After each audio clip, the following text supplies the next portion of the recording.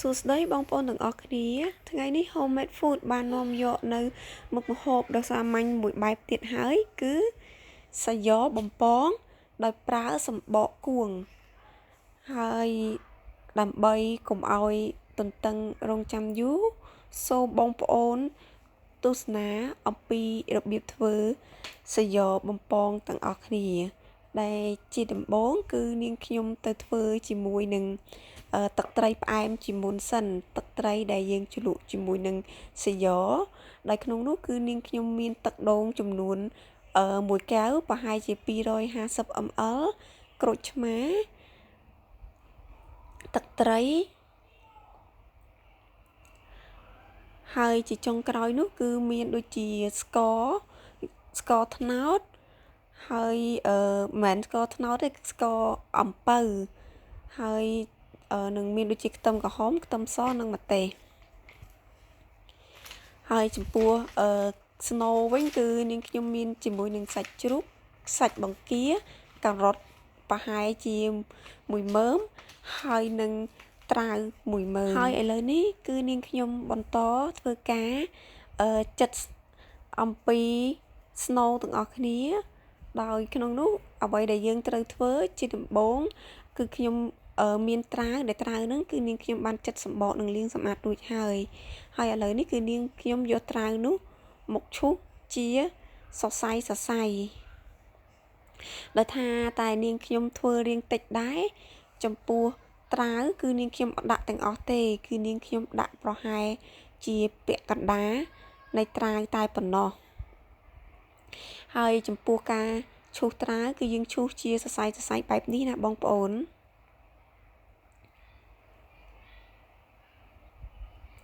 ហើយនាងខ្ញុំបន្តការឈូសត្រាវនេះរួចហើយនាងខ្ញុំក៏ដាក់ត្រាវចូលទៅក្នុងចានទុកមួយឡែកសិន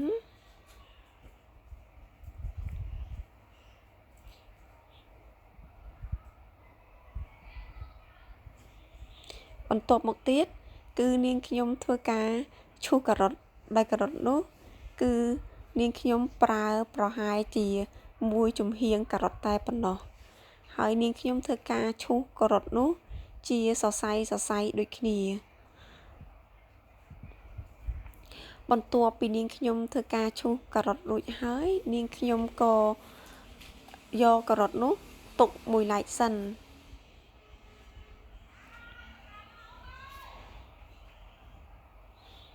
ហើយនេះគឺបង្គាដែលខ្ញុំបានលាងនិងបកសម្បកសម្អាតវារួចហើយដែលក្នុងនោះគឺនាងខ្ញុំប្រើបង្គាចំនួន5ហើយនាងខ្ញុំធ្វើការដំបង្គានោះឲ្យតំប៉ែត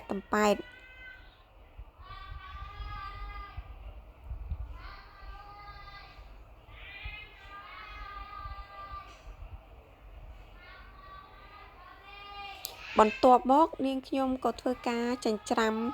ជាមួយនឹងបង្គានោះឲ្យរាងម៉ដ្ឋបន្ទាប់ពីនាងខ្ញុំធ្វើការ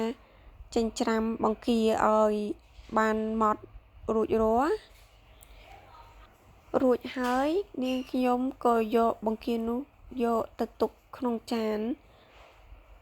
ជាមួយនឹងការ៉ុតហើយនឹងត្រាវហើយបន្ទាប់មកទៀតនាងខ្ញុំក៏ដាក់បន្ថែមជាមួយនឹងសាច់ជ្រូកដែលសាច់ជ្រូកនេះគឺជាសាច់ជ្រូកកិនហើយបន្ទាប់មកគឺនាងខ្ញុំធ្វើការដាក់ម្សៅស៊ុបកន្លះស្លាបព្រាបាយនិងម្រេចហើយនាងខ្ញុំធ្វើការកូរមិចបញ្ចូលគ្នាជាមួយនឹងសាច់ហើយបង្គានិងត្រាវនិងការ៉ុតហើយនាងខ្ញុំធ្វើការលាយបញ្ចូលគ្នាបែបនេះចំពោះគ្រឿងផ្សំគឺនាងខ្ញុំដាក់តែប៉ុណ្្នឹងទេគឺដើម្បីឲ្យវាមានរសជាតិដោយសារតែយើងនឹងជ្រលក់វាជាមួយនឹងទឹកត្រីផ្អែមរបស់យើងឥឡូវនេះគឺស្នូលនាងខ្ញុំបានលាយបញ្ចូលគ្នាសព្វរួចរាល់ហើយបងប្អូនអាចបន្ថែមគ្រឿងផ្សំផ្សេងទៀតបានតាមចំណង់ចំណូលចិត្តហើយឥឡូវនេះគឺនាងខ្ញុំមកធ្វើជាមួយនឹងទឹកត្រីដោយនាងខ្ញុំធ្វើការកំឡោច ស្ករបន្តិចសិនដោយសារតែស្ករអំពៅនេះរាងរឹងហើយនឹងมันងាយរំលាយនាងខ្ញុំក៏អត់បានកំឡោចស្ករហ្នឹងឲ្យបានរលាយដែរបើសិនជាបងប្អូនមានស្ករត្នោតបងប្អូនអាចដាក់ស្ករត្នោតទៅងាយរំលាយជាងដូច្នេះនាងខ្ញុំក៏អត់ចាំឲ្យរលាយទេដោយសារវាក្ររលាយពេកគឺនាងខ្ញុំក៏បន្ថែមជាមួយនឹងចាក់ចូលជាមួយនឹងទឹកដូងដែលមានបរិមាណ250 ml ស្មើនឹង1កែវនេះនាងខ្ញុំចាក់វាបញ្ចូលទុកទឹកឲ្យក្តៅនិងកូរទឹកដូងជាមួយស្ករនោះឲ្យវារលាយសព្វចូលគ្នាបានល្អហើយនាងខ្ញុំក៏បន្ថែមជាមួយនឹងទឹកត្រីមួយកូនចានហើយនាងខ្ញុំបានបន្ថែមជាមួយនឹងប៊ីចេង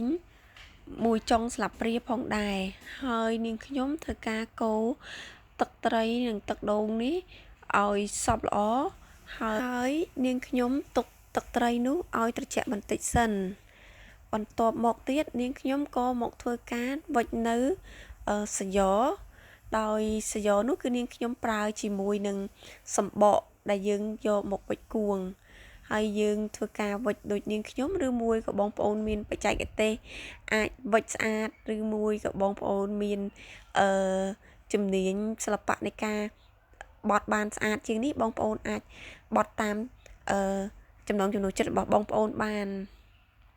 ហើយនាងខ្ញុំបន្តធ្វើការមូរសម្បកគួងជាមួយ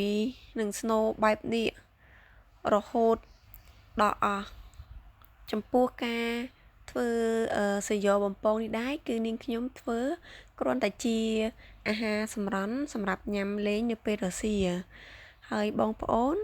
អាចធ្វើតាមរបៀបដូចនាងខ្ញុំនេះគឺរសជាតិឆ្ងាញ់មួយបែបដែរហើយបងប្អូនអាចកាត់សម្បកគួងនឹងជា2ហើយខ្ចប់ក៏បានឬមួយក៏មូរដូចខ្ញុំដូចជាគួងបែបនេះក៏បានដែរប៉ុន្តែវាមិនជាគួងទេហើយឥឡូវនេះបន្ទាប់ពីខ្ញុំបានមូរជាមួយសាយ៉រួចហើយទឹកត្រីក៏បានត្រជាក់ដែរនាងខ្ញុំក៏បន្ថែមជាមួយនឹងទឹកក្រូចឆ្មាមួយកូនចាននេះហើយនាងខ្ញុំបន្ថែមជាមួយនឹងខ្ទឹមកញ្ច្រាំដែលបានចិញ្ច្រាំជាមួយនឹងខ្ទឹមក្រហមហើយចំពោះទឹកត្រីនេះបងប្អូនធ្វើតាមរបៀបដូចនាងខ្ញុំនេះគឺមានរសជាតិឆ្ងាញ់ហើយបើបងប្អូនចង់ទុកទឹកត្រីនេះបានយូរបងប្អូនប្រើជាមួយនឹងទឹកខ្មេះក៏មិនបាច់ប្រើទឹកឆ្មាដូចនាងខ្ញុំនោះទេហើយចំពោះទឹកត្រីនេះគឺវាច្រើនហើយនាងខ្ញុំក៏បានដុសទុកដាក់ក្នុងទូទឹកកកទុកពាក់កណ្ដាលដែរព្រោះដោយសារតែការធ្វើសាយ៉របស់នាងខ្ញុំគឺនាងខ្ញុំធ្វើក្នុងបរិមាណតិចតែប៉ុណ្ណោះហើយទឹកត្រីនេះគឺនាងខ្ញុំអាចបរិភោគបានលើកក្រោយទៀតតែអាចទុកបានក្នុងទូទឹកកករយៈពេលប្រហែល1សប្តាហ៍ប៉ុណ្ណោះហើយឥឡូវនេះគឺនាងខ្ញុំធ្វើការមកបំពងជាមួយនឹងសាយ៉បងប្អូនឃើញថាវារាងក្រៀមប៉ុន្តែវាមិនក្រហមពេកទេដោយសារតែវាជាសម្បកសាយ៉ហើយវាមិនមែនជាសម្បកសាយ៉វាជាសម្បកគួងអញ្ចឹងទៅគឺវាក្រៀមប៉ុន្តែលក្ខណៈពណ៌សហើយវាមិនឡើងក្រហមបែបគេហៅថាពងក្រងនោះពេកទេហើយនាងខ្ញុំបន្តធ្វើការបំពងសាយ៉នោះរហូតដល់អស់រួចរាល់ហើយឥឡូវបងប្អូនមកសាកទស្សនា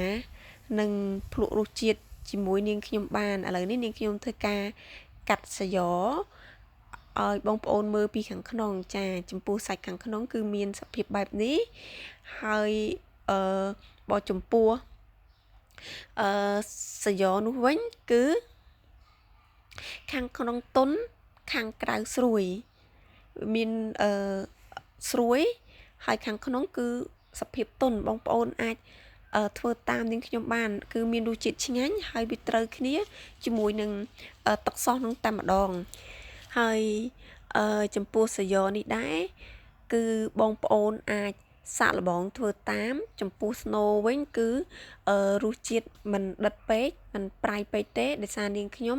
គ្រាន់តែដាក់ជាមួយនឹងម្សៅស៊ុបហើយនឹងម្រេចតែប៉ុណ្ណោះ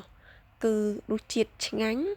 បងប្អូនអាចធ្វើតាមរូបមន្តដូចនាងខ្ញុំនេះហើយបងប្អូនឃើញ អញ្ចឹងប៉ុន្តែខាងក្នុងគឺទន់តែខាងក្រៅគឺស្រួយណាបងប្អូនហើយបងប្អូនអាចសាកល្បងធ្វើតាមនាងខ្ញុំបានសម្រាប់ជាអាហារសម្រន់ញ៉ាំលេងនៅពេលដែលបងប្អូនទំនេរហើយបងប្អូនមើលពីសម្រស់អំពីសាយ៉របស់នាងខ្ញុំទាំងអស់គ្នាគឺមានសភាពបែបនេះប៉ុន្តែរសជាតិឆ្ងាញ់ហើយបងប្អូនកុំភ្លេចសាកល្បងធ្វើតាមទាំងអស់គ្នាណាអរគុណសម្រាប់ការទស្សនាជួបគ្នានៅវីដេអូក្រោយអរគុណ